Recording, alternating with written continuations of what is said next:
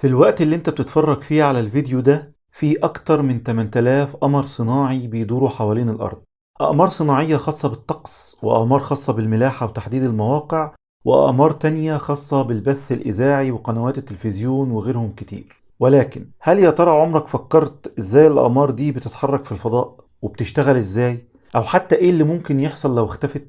وازاي اصلا القمر الصناعي طلعناه الفضاء؟ كالعادة كل الأسئلة دي وأكتر هتعرفوا إجابتها أول ما تنزلوا تعملوا لايك وتشتركوا في القناة وتعملوا متابعة لو مش عاملين، وتطلعوا تاني عشان نبدأ حلقتنا.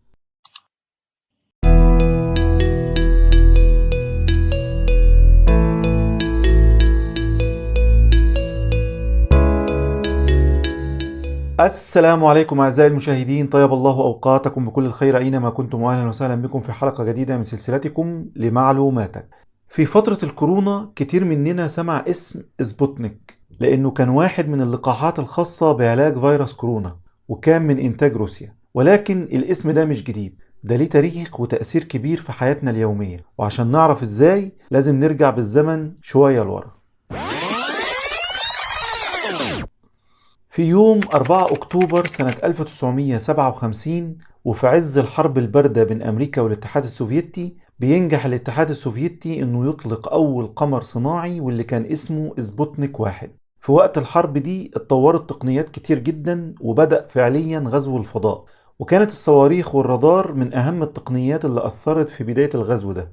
والسؤال هنا يا عزيزي، إيه اللي جاب الصواريخ والرادار للأقمار الصناعية اللي هنتكلم عنها؟ بص، الصواريخ كانت الدليفري بتاعنا والطريقة اللي وصلنا بيها القمر لمداره الفضائي.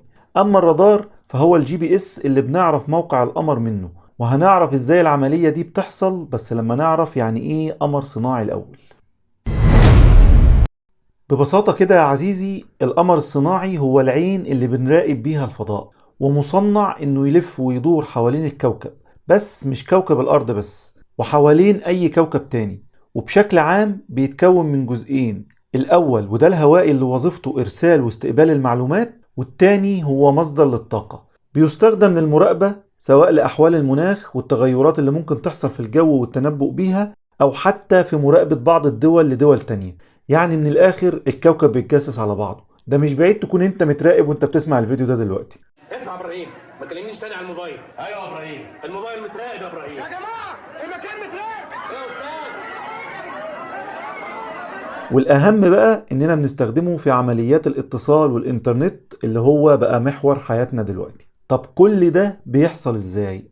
القمر الصناعي بيستقبل الإشارات من الأرض ويعيد إرسال الإشارات دي مرة تانية، وده من خلال أجهزة الإرسال والاستقبال الموجودة فيه. والقمر الصناعي بيتم تصنيعه بطريقة تخليه يتحمل صدمة السرعة الرهيبة وقت إطلاقه لحد ما يوصل لمداره، واللي بتوصل ل 28100 كيلو متر في الساعة. وكمان مصمم على تحمل البيئة الفضائية الجديدة اللي هيكون فيها، ده غير طبعا تحمله للإشعاع ودرجات الحرارة العالية جدا اللي ممكن يتعرض لها. ومن مكوناته الرئيسية نظام الاتصالات اللي فيه أجهزة الإرسال والاستقبال، اللي قلنا إنها بتستقبل الإشارات من الأرض وتعيد إرسالها تاني. طيب نرجع بقى لإزاي القمر طلعناه الفضاء أصلا وبيشتغل إزاي.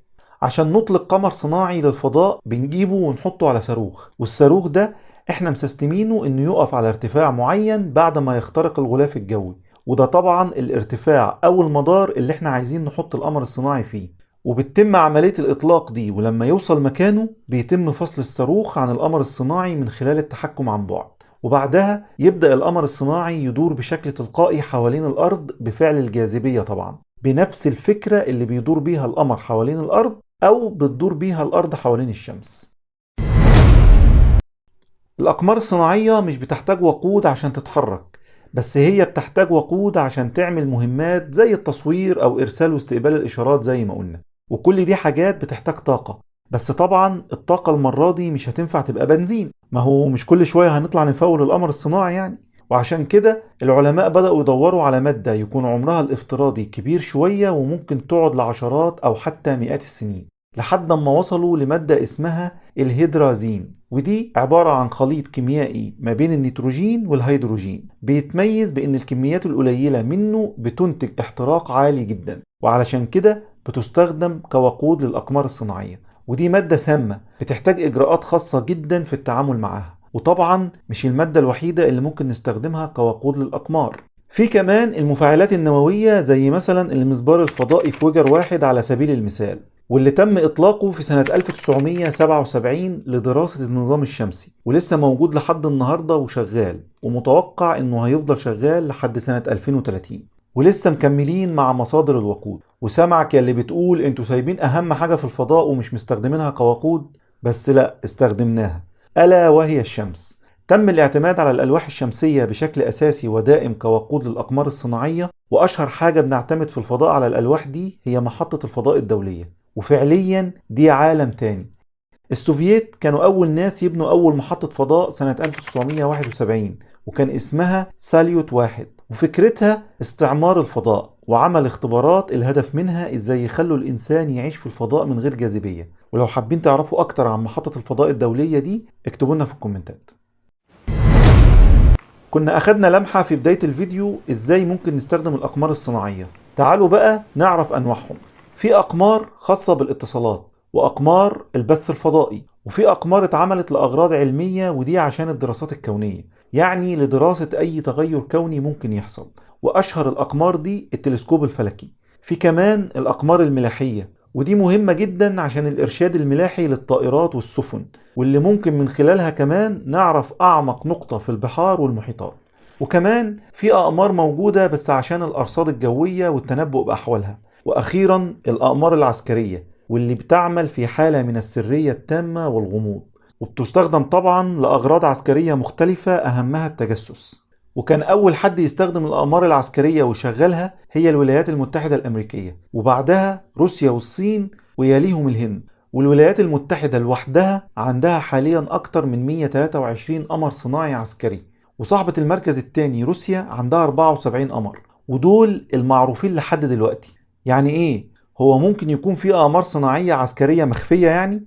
مش بالظبط كده يا عزيزي، ولكن في أقمار بتعرف تقوم بدورين، واحد مدني زي إنه يرصد حالة الجو مثلا، والتاني عسكري، وده طبعا بهدف السرية التامة والتمويه على الدور العسكري اللي هتقوم بيه الأقمار دي. زي مثلا إنها ممكن تبعت إنذار مبكر لأي صواريخ جاية من العدو، وزي الاستطلاع الإلكتروني لمراقبة أجهزة الدفاع الجوي، أو حتى التجسس على الاتصالات اللاسلكية بعيدة المدى. لا، وكمان تقدر توجه مقاتلات وصواريخ ذكية باتجاه العدو. نيجي بقى لإجابة أهم سؤال انتوا بتشوفوا الفيديو ده عشانه. ازاي القنوات التلفزيونية بتشتغل عن طريق القمر الصناعي؟ في وقت كده قبل ظهور وانتشار الانترنت بالشكل الواسع ده، كان التلفزيون هو المراية اللي بنشوف منها العالم حوالينا، نعرف الأخبار ونتفرج على الأفلام والمسلسلات. لكن يا ترى عمركم سألتوا نفسكم قبل كده منظومة التلفزيون دي بتشتغل ازاي؟ يعني مثلا ازاي ماتش الكورة بيكون بيتلعب في الاستاد في بلد بعيد واحنا بنشوفه في نفس الوقت على التلفزيون عندنا؟ لا، وبنقدر نغير من قناة لقناة تانية ونشوف حاجات مختلفة من كذا بلد في نفس الوقت. كل الموضوع ان الحاجة اللي عايز اصورها او اعرضها بيتم ارسالها لبرج ارسال عشان يضخم الاشارة، والبرج ده بيكون عالي جدا وعلى اماكن مرتفعة، وبيبدأ يرسل الموجات بتاعته في كل مكان. وفي الناحية التانية البيت الموجود فيه التلفزيون بيكون موجود على السطح اريال او طبق دش، وده متوصل باسلاك بالتلفزيون بتنتقل من خلالها الموجات الكهرومغناطيسية وتتحول على شاشة التلفزيون لصورة وصوت. ولكن النظام ده كان ليه عيوب. العيب الأول وهو المساحة اللي كان بيقدر يغطيها البرج ويبعت لها الإشارات، لأنه ما كانش بيقدر يغطي غير مساحة صغيرة، ولو في منطقة بعيدة عنه شوية وعاوزين نوصل لها إشارة كان لازم نبني برج تاني ونوصله مع باقي الأبراج. تاني حاجة العوائق اللي كانت بتواجههم بعد بناء البرج ده، زي إنه يتبني مبنى عالي قدامه فيحجب الإشارة عنه، وكل الحاجات دي كانت بتشوش على موجات الإرسال وتحجبها. وعلشان كده ومع الوقت بقينا محتاجين وسيلة جديدة نطور بيها أكتر النظام ده. وطبعا احنا دلوقتي عارفين البداية كانت عند مين. شاطر يا عزيزي، صح، عند السوفييت لما أطلقوا أول قمر صناعي، بالرغم إنه لما اتبنى كان لأمور عسكرية، إلا إنهم قالوا ليه ما نستخدمش قمر صناعي كبديل للبرج، وبدل ما نجيب جهاز البث ونحطه على برج، لا نحطه على القمر، وبكده نغطي مساحة أكبر بكتير وكمان يبقى فيه إشارة أحسن. وبالفعل تم الاستغناء عن الأبراج بشكل كبير واستبدلت بالأقمار الصناعية. ودلوقتي معادنا مع أهم استخدام ظهر للأقمار الصناعية، واللي هيحدد مستقبلها بشكل كبير، وهو النت. الفترة دي قطاع الاتصال اللاسلكي بيشهد تطورات غير مسبوقة، عصر جديد فائق السرعة ومختلف تماما كما وكيفا، وبسببه هيتم نقل حجم بيانات مهول في أقل من جزء من الثانية، وهنعتمد على أقمار صناعية ونرمي الكابلات الأرضية خلاص. ايه ده؟ يعني ايه الكلام ده؟ انت عاوز تقول لنا اننا مش هنبقى محتاجين نقفل ونفتح الراوتر كل شوية عشان النت يشتغل؟ ايوه، ده اللي هيحصل وقريب جدا.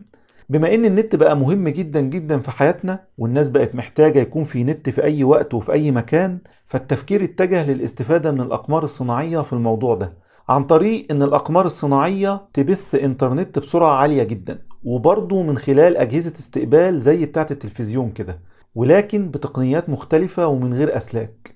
وفعلا بدأت شركات كتير انها تبعت اقمار الفضاء للانترنت، وابرزهم شركة سبيس اكس اللي بيملكها ايلون ماسك، ودي اكتر الشركات اطلاقا للاقمار الصناعية الخاصة بخدمات الانترنت، وكان اشهر مشروع ليها هو ستارلينك. طب ايه استراتيجية الاقمار دي؟ بتعتمد على اجهزة استقبال اصغر في الحجم واقل في التكلفة، وبيتم وضعها فوق اسطح المنازل زي الدش بالظبط، بس من غير ما تضطر توجهها لقمر محدد، وهتلقط الإشارة من الأقمار اللي هتكون في مدارات قريبة من الأرض، وكمان ممكن تتحط على أي سطح تاني متحرك زي العربيات والسفن، والإشارات هتوصل بقوة أعلى وتغطي مساحات أكتر مقارنة باللي بيغطيها قمر الاتصالات العادي. وأكيد كل حاجة وليها مدة صلاحية، وكذلك الأقمار الصناعية ليها عمر، وعشان نتخلص منها بيكون في طريقتين. الأولى وهي لو القمر ده حجمه صغير وقريب جدا من الأرض، فبيتم إبطاؤه بنفاذ آخر كمية وقود فيه، وده هيخليه يسقط من مداره ويحترق في الغلاف الجوي.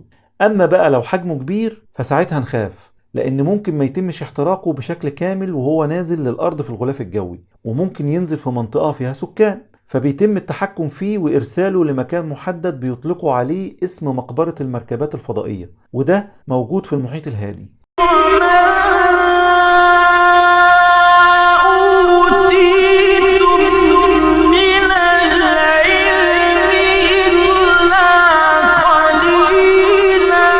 وبس كده، دي كانت حلقتنا النهاردة، وسؤالنا ليكم أعزائي المشاهدين بعد كل اللي عرفتوه عن الأقمار الصناعية: إيه اللي ممكن يحصل لو اختفت كلها مرة واحدة؟ وإيه اللي ممكن نعمله تاني بالأقمار دي؟ هنستنى إجاباتكم في الكومنتات. في النهاية، لو عجبكم الفيديو ما تنسوش تدعمونا باللايك والشير، وتفعلوا زر الجرس على الكل عشان توصل لكم الحلقات أول ما تنزل. كان معكم الإستوريادور، نستودعكم الله.